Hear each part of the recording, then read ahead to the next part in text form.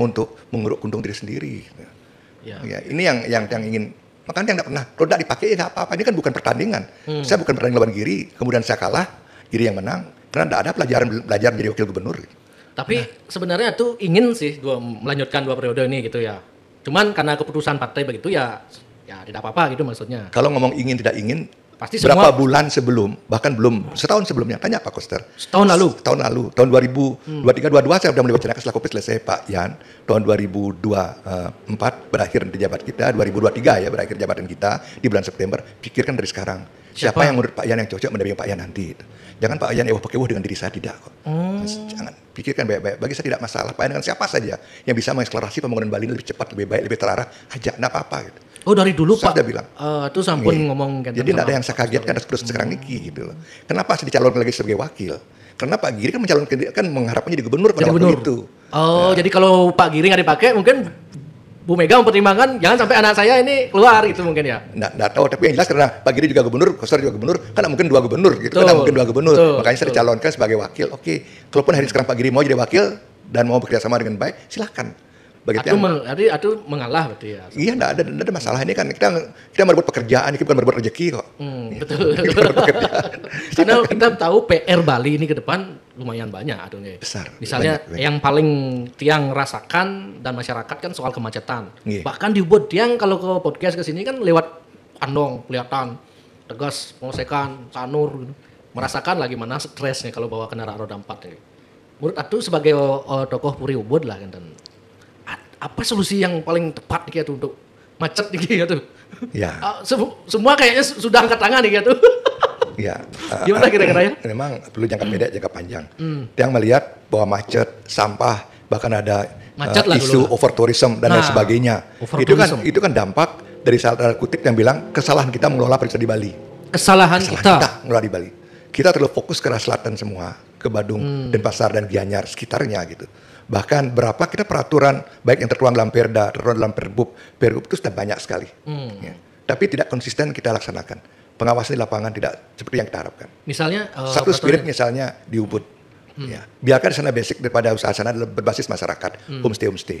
Kenapa kita tidak belajar dari Banyuwangi? Banyuwangi itu bupatinya udah Pak Anas di sana, betul-betul dilindungi. Hotel-hotel daripada milik masyarakat. Hotel homestay khususnya dilindungi oleh masyarakat. Nah, ini yang melihat seolah-olah dalam tanda kutip di pembiaran. Ya. Kalau kita ikut pada pasar, ya jelas pasar pasti di mana yang paling menguntungkan. Ubud dengan fasilitas apalagi sekarang didukung oleh undang-undang tentang Golden Visa ini. 5,5 miliar untuk seluruh Indonesia dimanapun provinsi yang Anda masukkan 5 tahun itu hanya 5,5 miliar untuk uang jaminannya. Gimana Bali yang dengan segala fasilitas, segala kemudahan ramah penduduknya, kemudian disandingkan dengan provinsi lain yang masih susah investor masuk ke sana atau masih susah pariwisata masuk ke sana.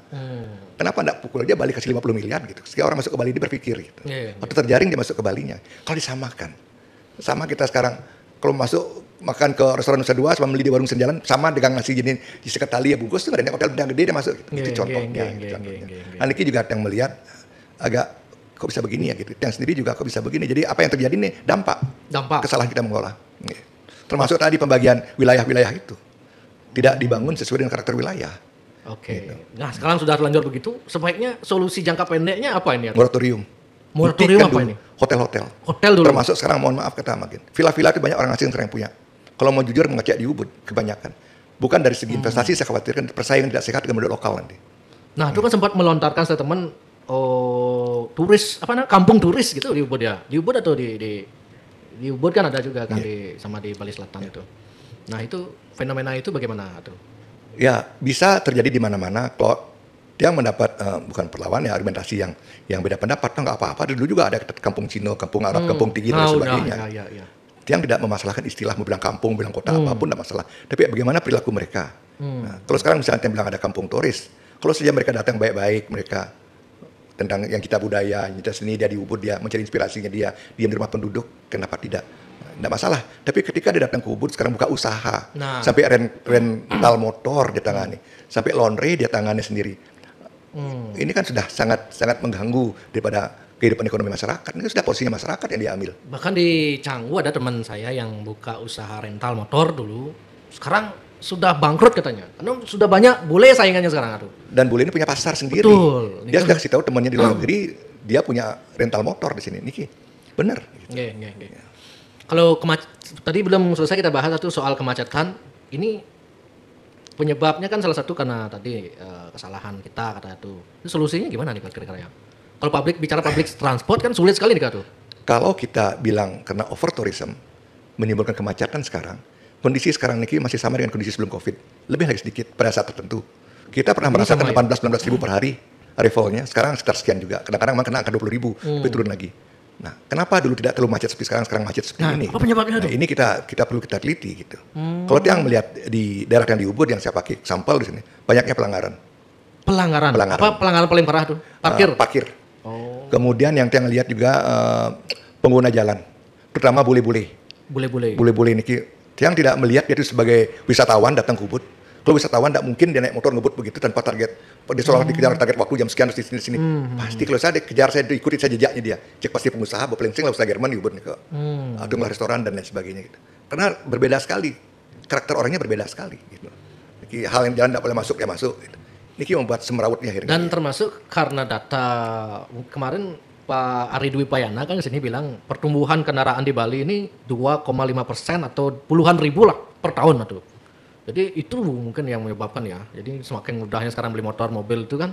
Jadi iya dan banyak tuh yang tadi kan banyak dipakai untuk motor disewakan. Nah, disewakan terus ada Grab. Itu mungkin itu menambah kepadatan lalu lintas akhirnya. Betul. Ya kalaupun kita dulu punya motor 3, tetap kita pakai hanya 1, 2 di migrasi. Sekarang kan punya 3 kecil besu, 2 sewang mesti anggung gitu sekarang. Nah, itu. Dan sementara jalan tetap segitu aja ya. Nah, ini ada solusinya apa ya?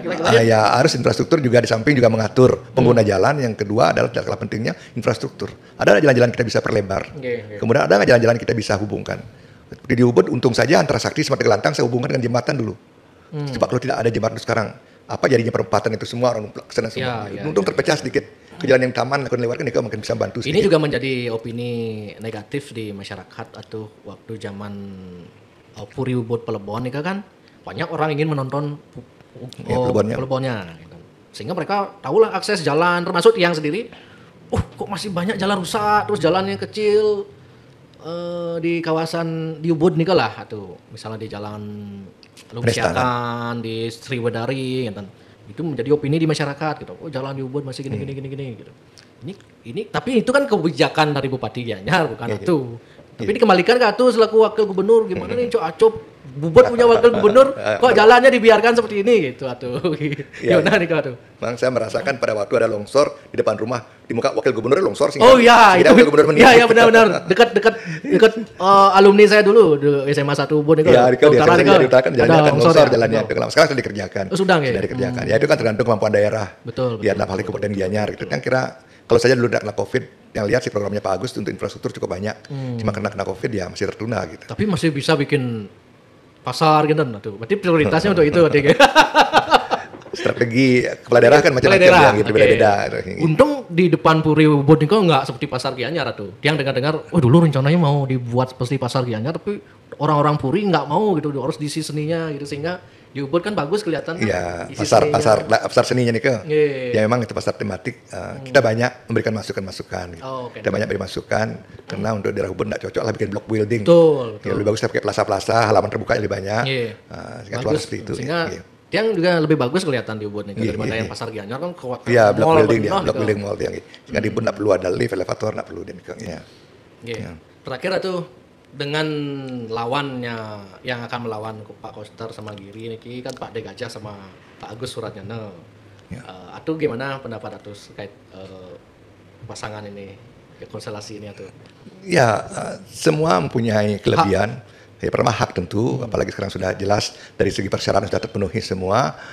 Kemudian dari segi kapabilitas kemampuan mereka, kan mereka sudah track record sekali lagi untuk menjadi kepala daerah, baik gubernur wakil gubernur tidak ada sekolahnya sebelumnya. Semua kita bisa lihat dari track record gitu. Sesuai dengan persoalan yang kita hadapi sekarang. Apakah menu yang ditawarkan sekarang adalah cocoknya adalah Pak Koster, apa cocok Adik Gajah, itu kita serahkan kepada masyarakat untuk menilai. Apa persoalan yang kita hadapi, kemudian kira-kira pimpinan seperti apa yang kita perlukan di Bali. Nah, itu aja gitu. Yang penasaran, Atuh sempat ditawarkan nggak sama orang Kim untuk ke Kim Atuh? Ya, sempat nggak ditawarkan? Saya tidak mengatakan mereka orang Kim atau orang bukan Kim. Itu yang jelas ada yang menawarkan. Ada yang menawarkan Atuh untuk bergabung di Kim. Ada yang menawarkan, tapi tidak tahu apakah punya kapasitas dia untuk ikut. Kalau yang mengatakan iya, apakah setelah mereka kemudian dia akan diterima? Kan kita belum tahu juga ya. Tapi tawaran seperti itu ya biasa terjadi. Kenapa Atuh nggak mau? Yang pertama memang seperti awal pembicaraan tadi, memang Sudah menyiapkan diri komitmen. hanya 5 tahun saja sebenarnya gitu. Cuman ini sayang sedikit sekali dalam perjalanan kita ada gesekan-gesekan sedikit antara Pak Giri dan Pak Koster. Ya biasa lah. Andai kata ada terus tuannya semua by design, semua terencana dengan baik. Oke, Astung Karo ya. Sekarang ya semua teman juga Pak Di Gajah, Pak Agus Raja teman juga. Dan track record beliau-beliau tersebut semua sudah kita tahu. Tinggal kita pilih Oke, ya sekarang. Sebenarnya